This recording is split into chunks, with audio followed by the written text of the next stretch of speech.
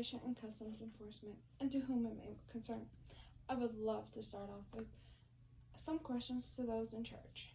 Those who are part of the Immigration and Customs Enforcement, also known as ICE. Now, I know it sounds a little weird, but bear with me. I know you guys are people, and I know each and every one of you have a story to tell, and I would love to learn a little bit about yourself and your families. What do you cherish the most, and what are the opportunities that have allowed you to get to where you are today? How have these experiences made you who you are, and why are they important to who you are? Do you have families? And if so, tell me a little bit about them. What would you do to protect them? Now, I know these questions might seem a little odd, and you're probably wondering why I'm sitting here asking you questions like it's the first day of freshman year. But there's a reason for all the abundance of questions, don't worry. Yeah, I'm here to tell you that just like you have your own story to tell, 1,001 things that you might cherish, a family that you love and loves you, and an even greater number of things that you would do to protect them. A lot of other people do as well. People that are currently being held in ICE detention facilities because they have come here for things they might cherish to protect or make a greater life for that family that they love, and just to make a better life for themselves, and yet they're not being treated as people. But why is their story any less important? I really couldn't tell you, but I'm trying to hear the side of the story. So people like many of the immigrants that are held captive in ICE detention facilities are important. I do believe that they are important people, and they are human beings with dreams, aspirations, and families, just like the rest of us. They're not aliens, which I know is a common term used to describe many people who are not born in the United States of America. But they're humans in search of opportunity and a better life, and shouldn't be subjected to unbearable living conditions, being separated and torn away from their families and children. These people are beautiful people, just like everyone else, and they shouldn't have to deal with more trauma and unconsented surgeries and even rape. I don't believe any individual wishes that to be a part of their life story, nor would you wish that on anyone else that you know and care about. So what makes anyone else deserving of this kind of cruel treatment? Now, I really want you to resonate with that, because I know that you wouldn't want that to happen to you. You don't want to be torn away from your family, and you don't want to be induced with more trauma than what you've already had to overcome in your life. And a lot of these people are just seeking refuge. They are coming from very dangerous places and from all over, like, the world. The world is not a pretty place. I'm sure we can tell right now by like week 4 or 5 of World War III. Like, it's not pretty, it's not beautiful, and it's a very, very cruel world. And I think we should try our best to just not partake in that cruelty. And it just seems like people have a really hard time doing so. And it all kind of traces back to the detention facility and those workers who are in there. Workers like the ones who have been caught raping multiple individuals, and individuals like Miss Wendy Doe from Jamaica, who immigrated here and who had been living without legal status in the United States for 2 decades before she was picked up by the immigration authorities. And then when she woke up, she had been detained in the hospital in handcuffs and shackles, which is really odd. But yet she was treated like a criminal after she was picked up, and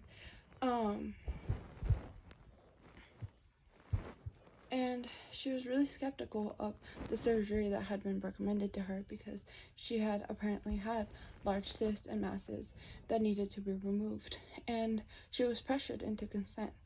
And I feel like that's the case with a lot of things, not just surgeries, but like you're pressured into consent, you're pressured into things that you don't know. A lot of people come here knowing very little English, if not much at all, because they're seeking refuge. They're not trying to accommodate to our culture or lack of. They're not trying to assimilate. They're just trying to get out of a horrible, toxic environment. Now, again, I ask you, what makes anyone deserving of this kind of cruel treatment? Now, if you're getting ready to answer this question, I urge you to take a second and really consider it, because there is a right answer. Now, the right answer is nothing. There's no justification, and I urge you to support the abolishment of ICE. This might sound a bit harsh and can come off as very accusing, but the fact of the matter is that there is absolutely no justification in separating mothers from their children, having them spend nights in below freezing temperatures that are so low that detention centers have earned the metaphor of hieleras, and can be translated to ice cooler, as it has been stated by immigrants and U.S. Customs and Borders Protection CBP agents that commonly refer to themselves as hieleras, and that just doesn't seem right. Consider your mother, father, wife, husband, or children that have to spend the night in a place with that kind of reputation. It seems unsafe and inhumane, for that matter. Now, I know it's different when your family is involved, and I don't mean to just call out you guys individually by things that might hurt, but it's true. And just like your family is people, so are everyone else being held. And now, if you do a quick Google search, I urge you, just look up ICE. Or if you want to be exact, I urge you to ask about just problems and lawsuits regarding immigration detention centers. And now, a lot of articles come up, but yet this one from Los Angeles, it states that there has been a study in Mexican immigration for the last 2 decades, and over this time, migrants have increasingly been treated as criminal subjects to humiliation and brutality. For most of the 20th century, it was the Immigration and Nationalization Service that policed the border, periodically showing force in workplace and community raids, and led to deportation. At the other moments in the story, INS agents worked with employees to selectively enforce border policy, ensuring that there were sufficient Mexican laborers to keep the agricultural industry afloat. Now, I think we all know that there is quite a bit of brutality and neglect of the immigrants that are in these detention centers. But I think one of the biggest things to know is that for the most part, there's a lot of women and children. And the reason why there's a lot of women and children there is because their countries have gotten so unsafe that they cannot be left alone. They cannot possibly find a job for themselves to be able to sustain their children, let alone their house, their lifestyle. There's no way. And I say this from personal experience. I have been in smaller towns, rural areas in Mexico, and I have seen cartels and like quote unquote police officers, but if there's anything widely known about the government system in Mexico, it is that a lot of those police officers are extremely corrupt. And so it's not safe. You can't be out on the streets at certain times. You can't do certain things. Half the time, if you have a job, a lot of the cartel is associated with it. And if you say no, usually your family gets killed.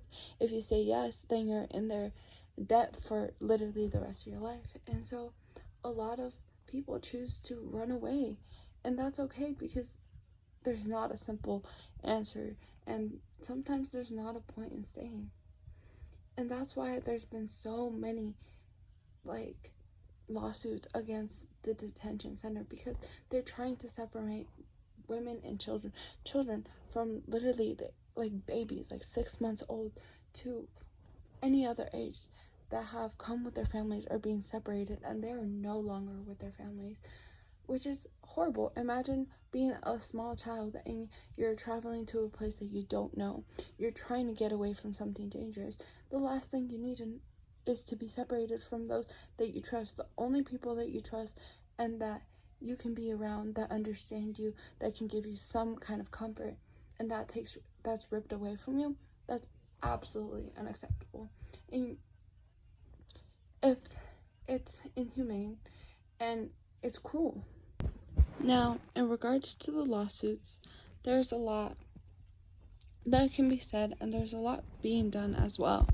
And that being said, there are many, many lawsuits, and there are many, many people fighting in court, and a lot of people giving their testimonies, because this isn't something you just say and you move on from. This is something that you try and change.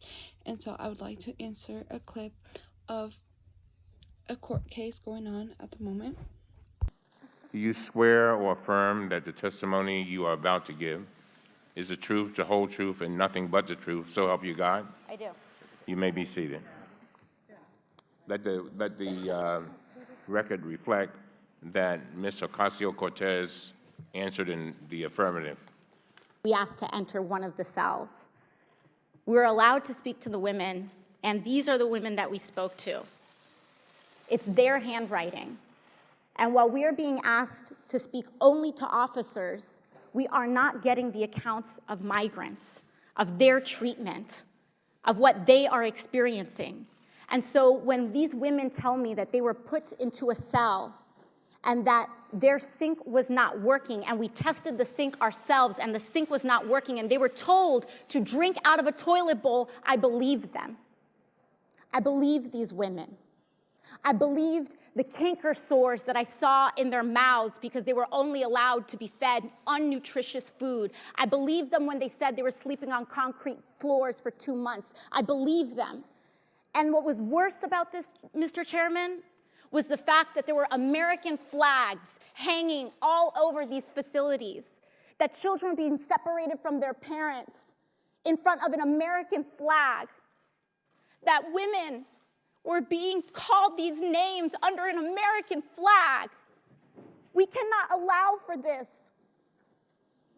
If you go and consider any psychological study, and they are talking about like taking children away from moms here in the United States, or taking even animals, like baby animals, from their moms, it is not approved. It is no longer approved in this current day because it is inhumane.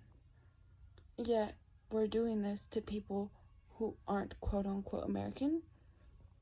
There should be no stipulation, because regardless of their ethnicity and their immigration status, they are still people.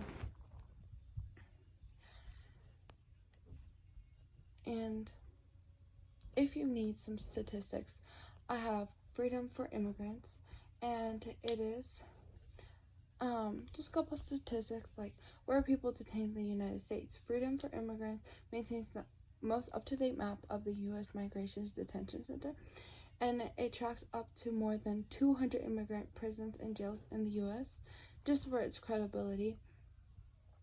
And the most immigrants are detained in Texas as of April 2019, and that is 14,481 people. Louisiana, 4,415. Arizona, 4,405. California, 4,353. And Georgia, 3,719. Those are the top states. Those are a lot of people. And there is a lot of profit that comes from the immigration detention. According to the site,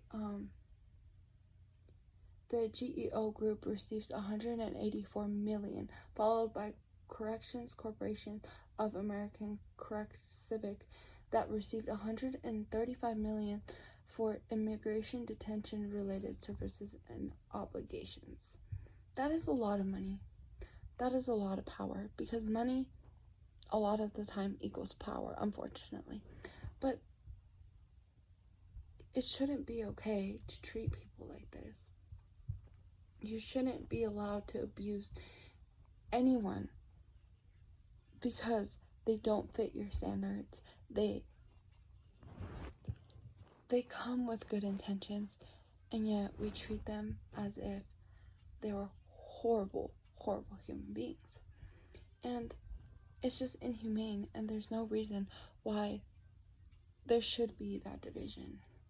And that division is mainly caused by ICE. And calling to the abolishment of ICE is nothing against those individuals who are just trying to have a job here in the United States as well.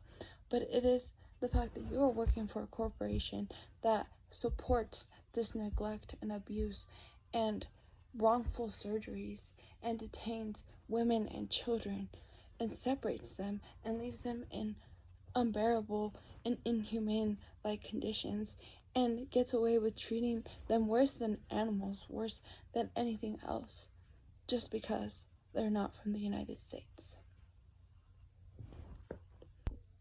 And I would also like to insert a clip about just the conditions and just what people have to go through just to get to the border. And it's not an easy task. It's not just something that you wake up one morning and say, hey, I think I just want to cross the border tonight and I want to head off to the United States. No, this takes a lot of commitment, and there's a lot of regret, and there's a lot of lives lost. If you travel through those deserts, there are millions of bodies that are found on a daily. And there are many people who come with their families, and they are the only ones that make it, that have lost so many people. I know my dad, when he was crossing the border at 7 years old, he lost a brother to those very same conditions. And it's something so cruel, and it's something that people are willing to jeopardize because their conditions are so bad, and sometimes it's worth the risk. Ahead in the distance, emerging from the scrub, stands a solitary figure. His decision has been made. Paying with his life is too high a price for passage to the promised land. ¿Necesitan agua y comida? Buenos días, señor. ¿Cómo está? Me llamo Catalina. Somos samaritanos. Somos de la iglesia. Cerca de Frightened, disorientated, and exhausted, his story is like so many others, left behind when he couldn't keep up with the group. ¿Cuántas personas fueron en el grupo? 25. 25. Se quedaron 3, como 2 días fue, hasta acá aguanté. ¿Y por qué viene aquí a los Estados Unidos? Porque debo bastante dinero a México, mi país, y quiero pagar por eso. ¿Y cuántos días está aquí solo? 5 días, como hoy. Que era difícil, pero que había que probar, porque si uno no prueba nunca sabe cuál es la realidad. Como no solo te cuentan, no, ahí se pasa fácil, o ahí no se puede, entonces hay que mejor venir a probar para ver.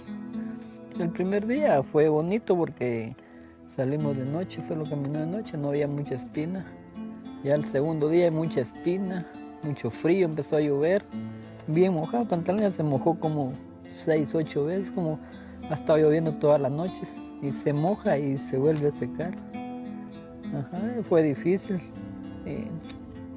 Esta camisa era nueva, ya está toda rota, vieja. Pero Dios sabe la verdad. ¿Pensó de tu familia? Mucho. ¿Y de qué? Que ya sabían que me había quedado y que saber que... The Samaritans present him with his options. but his face betrays the answer. ¿Qué es su sentido? Regresar a México. And therefore, you should support the abolishment of ICE. And I understand that this might affect your livelihood and your job might be gone, but is that really worth more than all these, like, saving all these people's lives and their life and their dignity? Like, if, like, you hear the numbers, like 14,000 just in Texas, and if you do the math and add everything up, it's insane, and it's not okay, and change needs to be made.